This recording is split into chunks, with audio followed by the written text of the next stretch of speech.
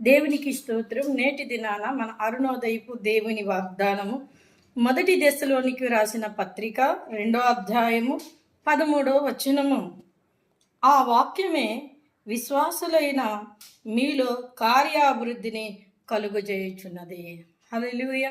ప్రియమైన దేవుని బిడ్డ, ఇక్కడ పౌలు గారు చెప్తున్న మాట, వాళ్ళు అక్కడ ఉన్న వాళ్ళు దేవుని వాక్యాన్ని బోధించినప్పుడు అది మనుషులలోంచి వచ్చింది కాదు, ఇది దేవునిలోంచి వచ్చిందని దేవుని యందు నమ్మిక ఇచ్చారు. కాబట్టిగా వారికి ఏమని చెప్తున్నారంటే ఆ వాక్యమే విశ్వాసము మూలంగా మీలో కార్యాభివృద్ధిని జరిగిస్తుంది అని. కనుక నీవు కూడా దేవుని వాక్యం పడల నమ్మకాన్ని కలిగి దేవుడు నాతో మాట్లాడాడు అని నువ్వు దేవుని వాక్యాన్ని, దేవుడు నీతో మాట్లాడాడని తెలుసుకొని నీలో ఏదన్నా సరి చేసుకొని ఆ వాక్యం పట్ల నువ్వు నిలిచి ఉంటే ఆ వాక్యము నిన్ను కార్యాభివృద్ధిలోనికి నడిపిస్తుంది.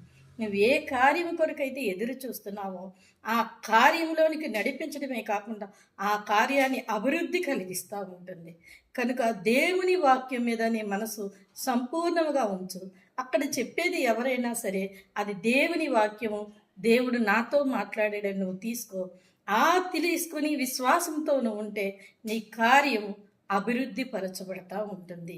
ఆ అభివృద్ధి పొందుకున్న నీవు అనేకులకు దీవెనకరంగాను ఆశీర్వాదకరంగాను ప్రభునామ మహిమార్థంగాను నిలబడతావు. కనుక అరుణోదయాన లేచిన వెంటనే ఈ వాగ్దానాన్ని పట్టుకొని నీ జీవితాన్ని ప్రారంభించు. దేవుడు త్వరలోనే నీకు కార్యాభివృద్ధిని కలిగజేసి నిన్ను ఆశీర్వదించబోతూ ఉన్నారు.